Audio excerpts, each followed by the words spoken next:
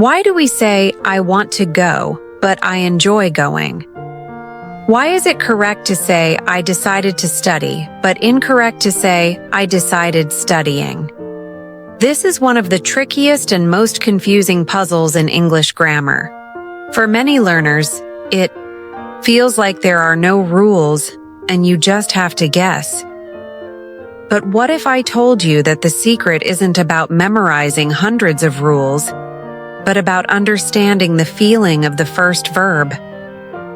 What if the key was knowing if a verb looks to the future, or if it describes an experience? Today, we are going to unlock that secret.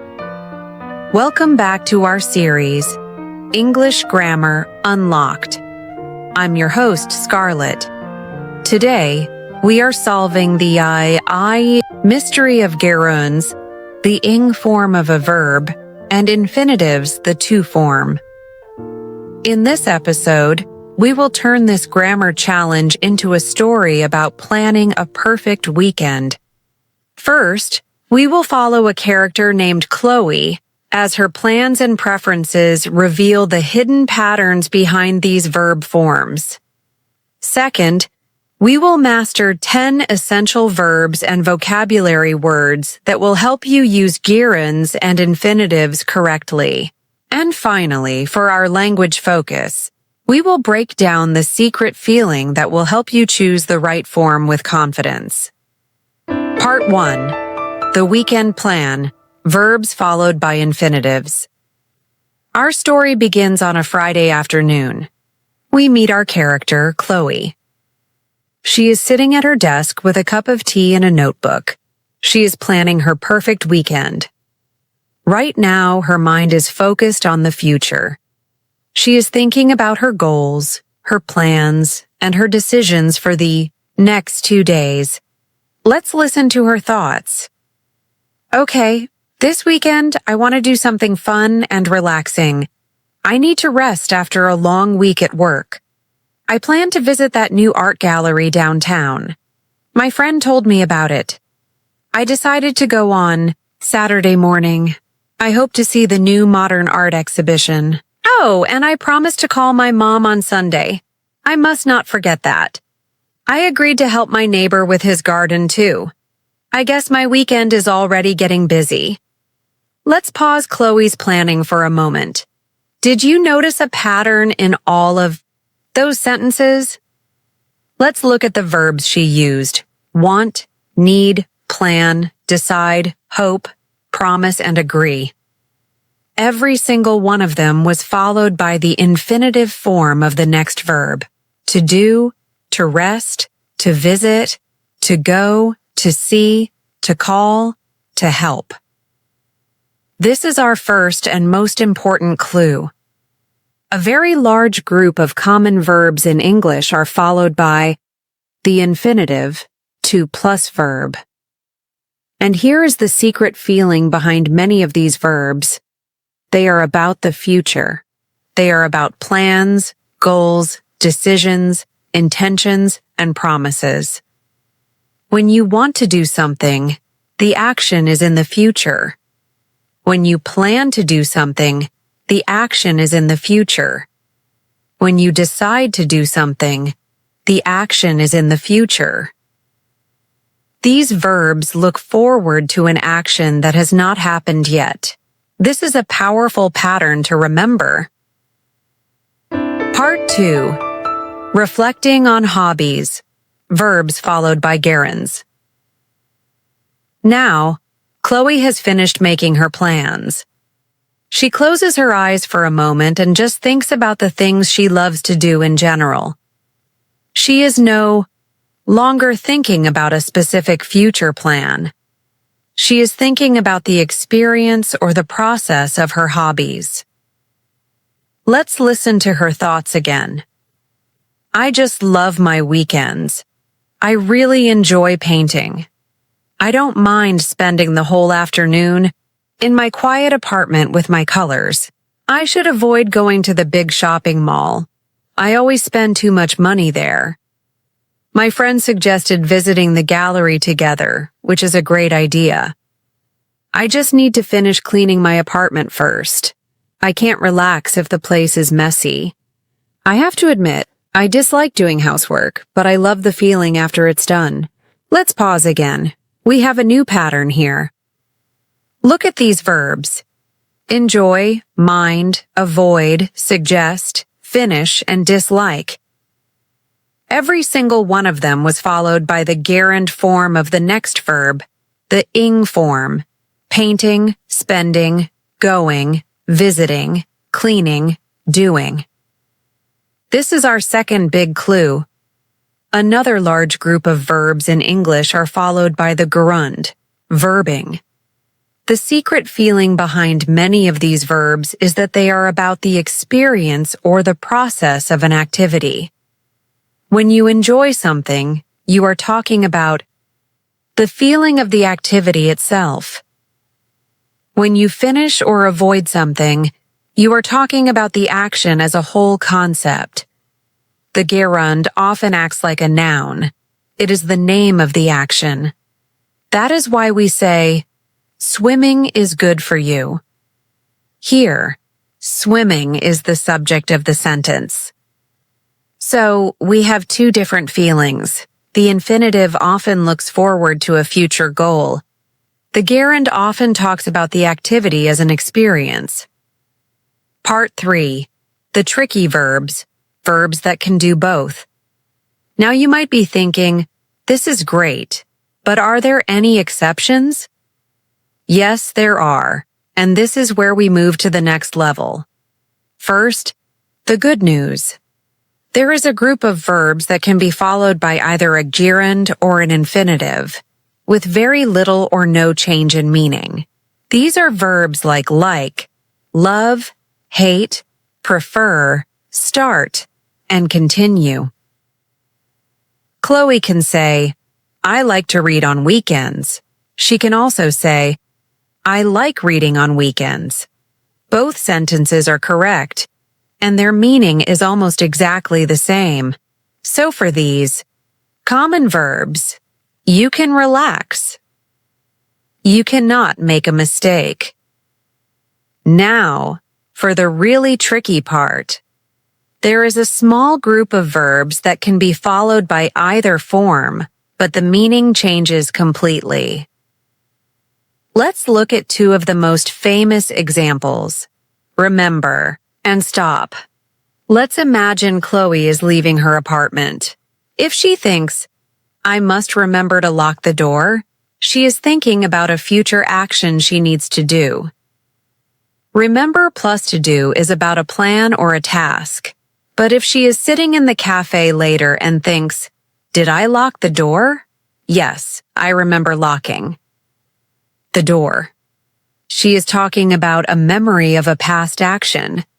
She has a picture in her head of the action of locking the door. Remember plus doing is about a memory.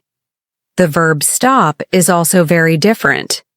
If Chloe is walking and she sees a beautiful flower, she might stop to take a picture. This means she stops walking for the purpose of taking a picture. Stop plus to do means you stop one action to start a new one. But if Chloe's doctor tells her, you should stop drinking so much coffee, it means she should quit the habit of drinking coffee completely. Stop plus doing means to quit an activity. Understanding these tricky verbs is a sign that you are becoming a truly advanced English speaker. Part 4. Language Focus. Let's move on to our language focus. First, our 10 essential vocabulary words for today's lesson. Our first word is gerund. A gerund is the ing form of a verb that is used as a noun. For example, in the sentence, I enjoy swimming, the word swimming is a gerund. Another example is, reading is my favorite hobby. Our second word is infinitive. An infinitive is the to plus verb form of a verb. For example, in the sentence, I want to swim. The phrase to swim is an infinitive. Another example is, she decided to leave early. Our third word is hobby. A hobby is an activity that you do for pleasure in your free time. For example, Chloe's hobby is painting. Another example is, it is important to have a hobby that helps you relax. Next, we have to plan. To plan means to decide in detail what you are going to do. For example, we use the infinitive form for verbs like plan. Another example is, they are planning to get married next year. Our fifth word is to decide. To decide means to make a choice from several options. For example, Chloe decided to go to the art gallery. Another example is, I can't decide what to eat for dinner. The sixth word is to consider. To consider means to think carefully about something before making a decision. For example, she considered taking a cooking class. Another example is, you should consider all the options. Our seventh word is to enjoy. To enjoy means to get pleasure from an activity. For example, I really enjoy listening to music. Another example is, I hope you enjoy your vacation. Next, we have to suggest. To suggest means to offer an idea or a plan for someone to think about. For example, her friend suggested visiting the gallery together. Another example is, can you suggest a good restaurant? Our ninth word is to avoid. To avoid means to stay away from or to stop yourself from doing something. For example, Chloe tries to avoid going to the mall. Another example is, you should avoid eating unhealthy food. And our final word is to promise. To promise means to tell someone that you will definitely do something. For example, Chloe promised to call her mom on Sunday. Another example is, he promised that he would not be late. Now, for our grammar focus, gerunds and infinitives. Let's do a final review. The secret is to think about the job of the first verb. We use the infinitive, to plus verb, after verbs that are often about future plans, goals, and decisions. Common examples are want, need, plan, decide, hope, promise, offer, and agree. We use the gerund, verbing, after verbs that are often about the experience or process of an activity. Common examples are enjoy, finish, avoid, consider, suggest, mind, and keep. And remember, some verbs like, love, and start can use both forms with little change in meaning. Part 5. Practice tips for the 4 skills. Now, how can you practice this tricky but important grammar? For listening, listen to a song about love or feelings, like I Will Always Love You or Dancing Queen. Listen for verbs that are followed by other verbs. Does the singer use the ing form or the to form? For speaking, talk to your AI tutor about your hobbies and your plans. Your challenge is to use these 4 verbs in your conversation. Enjoy, love, want, and plan. For example, I really enjoy listening to music.